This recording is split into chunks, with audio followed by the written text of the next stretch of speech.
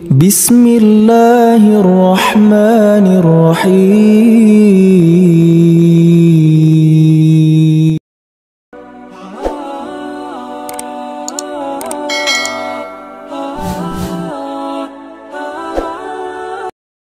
Merapat atau menuju. Dengan salah satu sahabat besar yang telah memikul amanat agama ini di pundak mereka. Dia adalah seorang laki-laki yang tidak hanya masuk surga semata. Lebih dari itu para sahabat. Dia masuk surga tanpa hisab dan tanpa azab. Marilah kita berinteraksi dengan kisah sahabat ini dari awal. Selamat datang dan selamat menyaksikan. Setelah Nabi Muhammad SAW diangkat sebagai Rasul, beliau mulai menyeru manusia kepada Islam dengan hikmat dan nasihat yang baik. Dakwah Islam mulai menyebar di Mekah dan mengambil peranannya terhadap para pemilik hati dan nurani yang hidup. Orang-orang Quraisy mulai bersikap menentang di hadapan jalan dakwah. Mereka membela berhala mereka dengan sangat gigihnya. Mereka bersepakat untuk memerangi Islam dan menyiksa siapapun yang masuk ke dalamnya, serta menimpakan berbagai macam penindasan dan tekanan kepada mereka. Hanya saja perang yang dicanangkan oleh Quraisy ini justru membuat para pemuda yang mempunyai pikiran yang hidup melihat kepada Islam dengan penglihatan yang sangat jernih, bersih dari kotoran-kotoran jahiliyah dan noda-nodanya. Sebagian dari mereka masuk Islam dengan kejernihan sempurna, mengumumkan keislamannya, dan bergabungnya dia ke dalam agama yang lurus ini. Dakwah Islam menggugah salah seorang pemuda yang dikenal dengan akalnya yang encer cerdas, perasaannya yang jujur, dan hatinya yang bersih. Dakwah Islam menggerakkan dorongan-dorongan kebaikan dalam jiwanya, membuatnya mulai condong kepada Islam dan meninggalkan kesyirikan. Dakwah Islam menemukan sebuah ruang kosong di dalam hatinya. Maka ia pun bersemayam dengan mantap di sana. Jiwanya memancarkan sebuah hakikat kebenaran.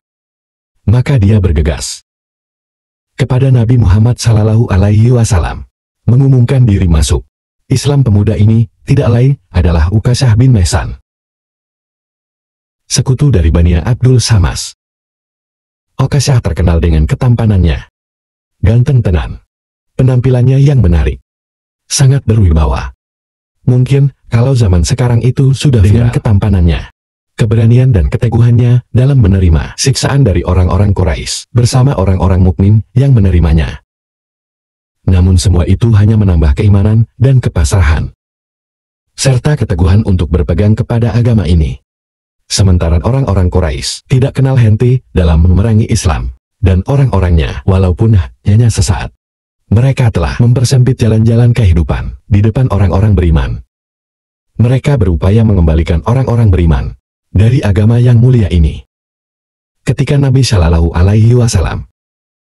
melihat siksaan dan ujian berat yang menimpa sahabat-sahabatnya ini, maka beliau memerintahkan mereka untuk hijrah ke Madinah. Sahabat Ukasyah termasuk orang-orang yang hijrah ke Madinah. Begitu sampai di sana, dia langsung menghirup udara segar, kasih sayang, ketulusan, dan keamanan. Untuk pertama kalinya semenjak dia masuk Islam. Ukasyah hidup di Madinah dengan hari-hari yang paling indah dan paling cemerlang dalam naungan saudara-saudaranya. Orang-orang Ansor yang bersedia memberikan harta, jiwa dan apapun yang berharga untuk saudara-saudara mereka. Orang-orang Muhajirin demi mengharapkan wajah Allah dan menginginkan rahmat, ridho dan surga yang ada di sisinya. Setelah Ukasyah radhiyallahu ta'ala anhu menemukan nafasnya di Madinah, dia sangat merindukan saat-saat berkhidmat kepada agama agung ini dan membela kehormatannya. Nabi SAW pernah mengangkatnya untuk memimpin Brigade Al-Hamar yang beranggotakan 40 orang. Mereka berangkat ke wilayah Al-Gamr. Penduduknya mengetahui kehadiran Ukasyah dan pasukannya, maka mereka melarikan diri. Ukasyah menguasai mata air mereka dan mengirim mata-matanya sehingga dia berhasil mengetahui tempat persembunyian ternak-ternak mereka. Maka Ukasyah menyerang tempat tersebut dan menguasai 200 unta, yang selanjutnya dia giring ke Madinah. Ukasyah juga ikut di dalam perang Badar. Pada perang ini, dia menunjukkan kepahlawanannya. Ukasyah juga hadir di dalam perang Uhud, Hendak dan perang sesudahnya. Pahlawan kita ini masuk Islam dalam deretan pertama. Ia menyertai Al-Habib Rasulullah Shallallahu Alaihi Wasallam untuk mengambil ilmunya, petunjuknya, dan akhlaknya. Ukasyah menjadikan seluruh hidupnya untuk Allah dan untuk mengabdi kepada Allah Subhanahu wa Ta'ala, sehingga Nabi Shallallahu Alaihi Wasallam menyampaikan berita gembira kepadanya bahwa dia masuk surga tanpa hisab dan tanpa alam. Sejak saat itu, Ukasyah selalu mencari syahadat atau mati syahid di tempatnya demi mewujudkan berita gembira besar yang keluar dari mulut Nabi Shallallahu Alaihi Wasallam, yang benar dan dibenarkan, yang tidak berbicara dari hawa nafsu, melainkan semuanya itu adalah wahyu dari Allah. Sebuah kehormatan yang tidak tertandingi oleh dunia, dengan segala keindahannya yang fana dan nikmatnya yang lenyap. Ukasyah adalah seorang laki-laki yang hadir di hari kiamat. Lalu dia masuk surga bersama Al-Habib Rasulullah Shallallahu Alaihi Wasallam tanpa hisab dan tanpa azab.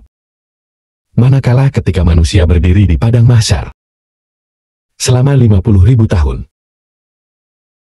tanpa makan, tanpa minum, tanpa naungan, sementara matahari di atas kepala, mereka dibangkitkan dalam keadaan tidak beralas kaki, tidak dihitan, dan tidak berpakaian.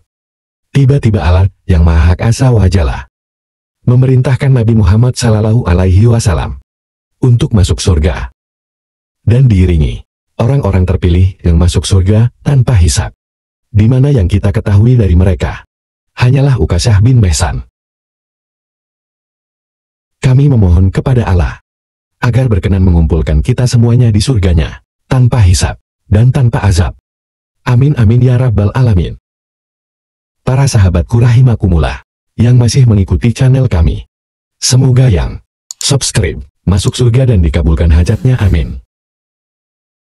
Kita teruskan kajiannya. Ketika Nabi Shallallahu Alaihi Wasallam wafat, banyak suku dari kalangan orang-orang Arab pedalaman yang murtad dan kemunafikan kembali menggeliat di Madinah.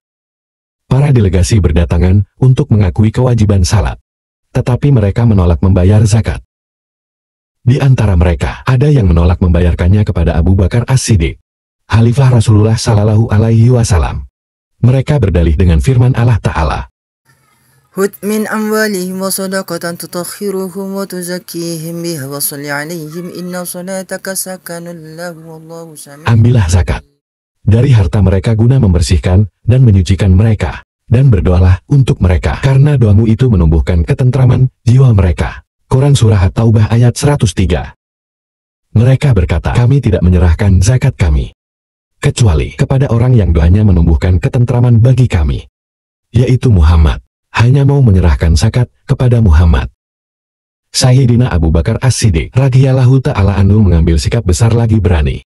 Dia berkata, demi Allah seandainya mereka itu tidak memberikan seekor anak domba kepadaku, padahal sebelumnya mereka membayarkannya kepada Rasulullah Sallallahu Alaihi Wasallam, niscaya aku akan memerangi mereka karenanya.